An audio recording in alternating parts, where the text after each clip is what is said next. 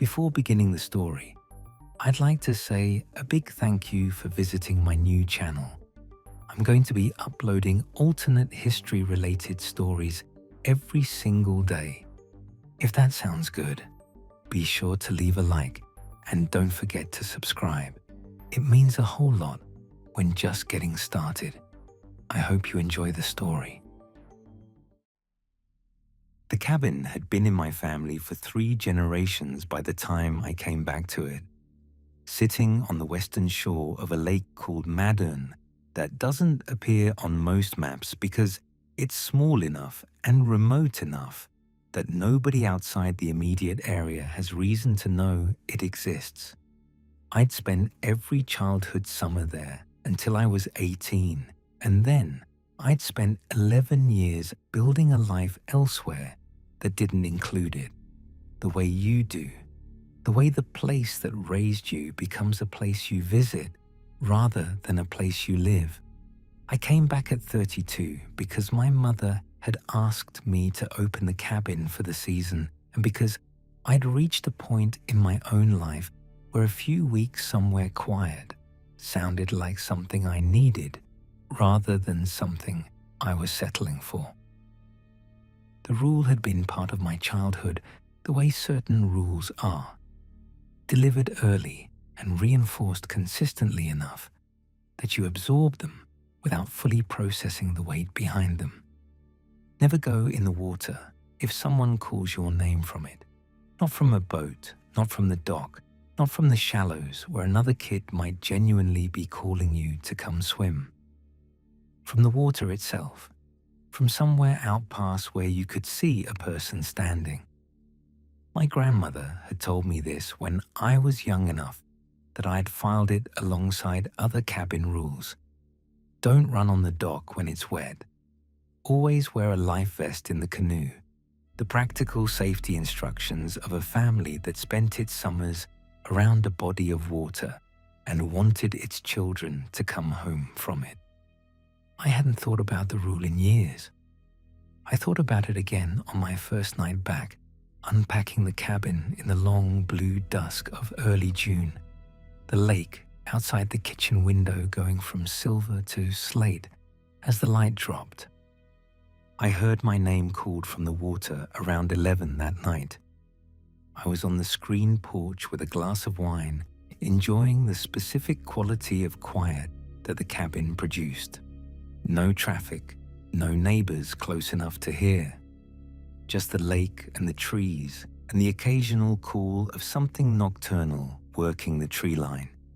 The voice came from out past the dock, carrying the way sound carries over still water at night, clear and directional and unmistakably shaped like my name. I sat very still and listened. It didn't come again. I told myself it was a loon, which Madden has plenty of, and which produce calls eerie enough that misidentifying one as something else, especially at 11 at night, with a glass of wine in you and old childhood rules surfacing from memory, isn't difficult to imagine. I went to bed and didn't think much more about it. It came again the second night, and the third. Each time, a little past 11. Each time my name carried clean across the water from a point I couldn't locate precisely, because the lake does strange things with sound after dark, distance and direction both harder to pin down than daylight would make them. By the 4th night, I'd stopped attributing it to loons. The shape of my name in the calling was too precise, too clearly formed, nothing a bird's vocal apparatus could produce, regardless of how eerie its range. I called my mother's old friend Ressa, who had lived on Madden her entire life in a house about a mile around the shoreline from ours, a woman in her 70s who'd known my grandmother and who still kept the kind of close relationship with the lake that comes from never having lived anywhere else. I asked her, trying to keep my voice light, whether she'd ever heard anything unusual coming from the water at night. She didn't laugh it off the way I'd half expected. She asked directly if it had said my name. I said it had. She was quiet for a moment, and then she told me to come by the next afternoon, that this was better discussed in person than over the phone, and I spent the rest of that call and most of the following morning with a low unease building in my chest that I couldn't fully account for given how little had actually happened. Ressa's account, delivered over coffee on her own porch with the lake visible and unremarkable in the daylight beyond her yard, was plain and unhurried in a way that made it harder to dismiss than if she'd delivered it with any drama. She said the lake had always done this, as long as anyone in her family or mine had kept records or memory of it, calling out to people in voices and with a precision that had no natural explanation. She said the rule everyone on Madden grew up with, never answer, never go toward the water if you hear your name, was not superstition in the way outsiders might assume, but the accumulated, hard-earned knowledge of generations who'd lost people to not knowing it or not heeding it.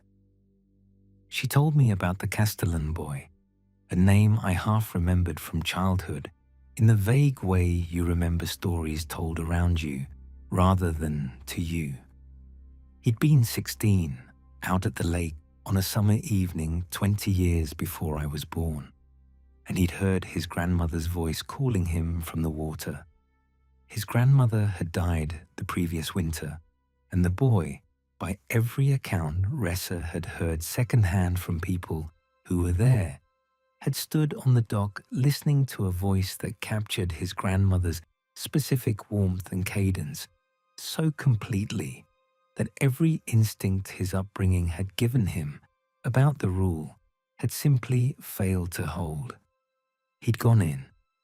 They never found him, which Ressa said with the particular flatness of someone delivering a fact she'd had a lifetime to get used to. I asked her what the lake actually was. She said she didn't know and had stopped needing to know decades ago. She said it called by voice because voice was the most direct route past a person's reason, more direct than any visual trick, that the right voice saying your name could walk a person through every defense they had without those defenses ever fully engaging. She said the only reliable protection was knowing the rule before you needed it and having enough discipline in the moment to hold it, regardless of whose voice you were hearing. I went back to the cabin with that knowledge sitting heavier in me than I had anticipated, and the calling that night was for the first time in a voice I recognized immediately and completely. My father's voice. He'd died 3 years earlier, a heart attack at 61 that had taken the whole family by surprise, despite the family history that should have made it less surprising than it was. I had not heard his voice in 3 years, except in old recordings, a handful of voicemails I'd never deleted, the occasional video where his voice was background to whatever the video was actually capturing. Hearing it called clean and warm across the dark water, calling my name with the specific affection he'd always used when he wanted my attention but wasn't worried about anything, the particular gentleness reserved for ordinary moments rather than crises, undid something in me that I hadn't expected to have undone. I stood on the porch and gripped the railing and did not go down to the dock. It took everything I had, every piece of Ressa's account, and every memory of the rule from childhood, and a discipline I didn't fully know I possessed until I needed it, to stay where I was while my father's voice called my name from the water with a warmth that made the rule feel, in that moment, almost cruel to keep. It called 4 times that night before falling silent. Over the following week, the calling intensified in ways that made the early nights feel, in retrospect, almost gentle. It started during the day as well as at night. My name called from the lake surface in bright afternoon light when I was working in the yard or sitting on the porch with coffee, no longer confined to darkness, no longer needing the cover of night to attempt what it was attempting. And the voice began incorporating things that should not have been accessible to anything outside my own memory. Fragments of conversations my father and I had actually had, specific phrases he'd used, a private joke about a fishing trip that had gone wrong in a way only the two of us had ever found funny, called out across the water as though the lake had access not just to the shape of his voice, but to the specific content of a relationship that had ended 3 years before, and that existed now only in my own interior memory. I called my mother during this stretch, careful about how much I told her, and asked whether she remembered the fishing trip joke. She did, and confirmed the details exactly as I remembered them, which meant the lake hadn't manufactured the memory from some external source. It had pulled it from somewhere inside me, or from some access to my father's actual voice and actual memories that I didn't want to think too carefully about the mechanics of. The evening that nearly broke me came on a Thursday. The lake wrapped in a fog that had rolled in around sunset and thickened the dark into something close and disorienting. The kind of fog that swallows the docklight and the far shore and reduces the world to the immediate few feet around you. I was inside, deliberately inside, having learned by then to treat the hours after dark with the same caution Ressa had described when the calling started. It was my father's voice again, but different this time, carrying a specific urgency I'd never heard him use, an urgency calibrated precisely to override the discipline I'd been building over the preceding nights. He said my name, and then he said something else, a fragment of a sentence about my mother, framed with enough specificity and enough apparent distress that every protective instinct I had toward my family activated at once, and I found myself at the screen door with my hand on the latch before I'd consciously decided to move. I want to be honest that I don't fully know what stopped me. I'd like to say it was Ressa's warning, or the memory of the Castellan boy, or some clear-headed recognition that my father was 3 years dead and could not be calling from a lake at night. What I actually remember is a sound underneath the voice, very faint, audible only in the half-second before I would have opened the door, a quality to it that didn't match anything human, a wrongness at the foundation of the voice that the voice itself was built on top of, and that broke through for just that half-second, enough to make my hand freeze on the latch. I stood there for a long time after that, not moving, listening to my father's voice continue to call from the fog with that same urgency, and I did not open the door. It stopped sometime after midnight.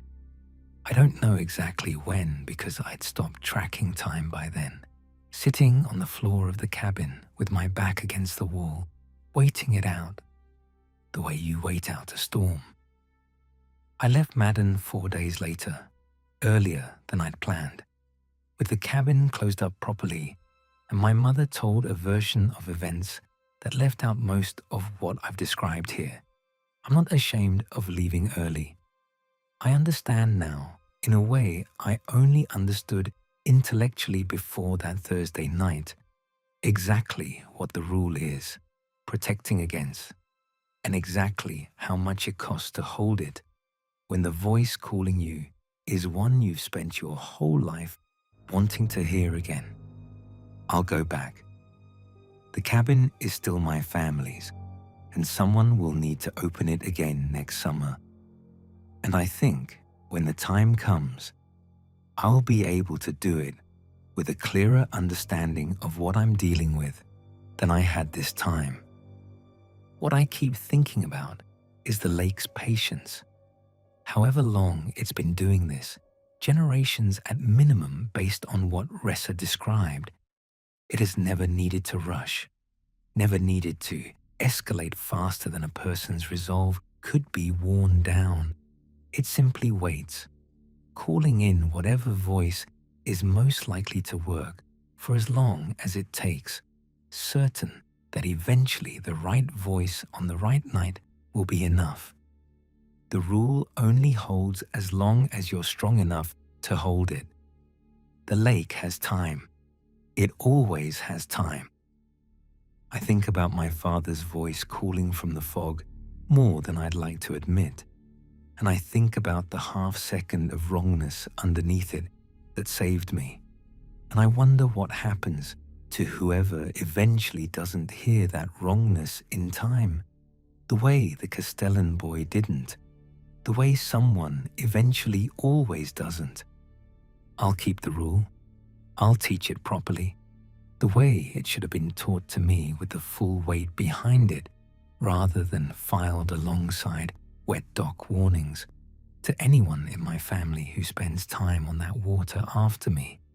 But I understand now that knowing the rule and being able to keep it are two different things, and the gap between them is exactly where the lake does its work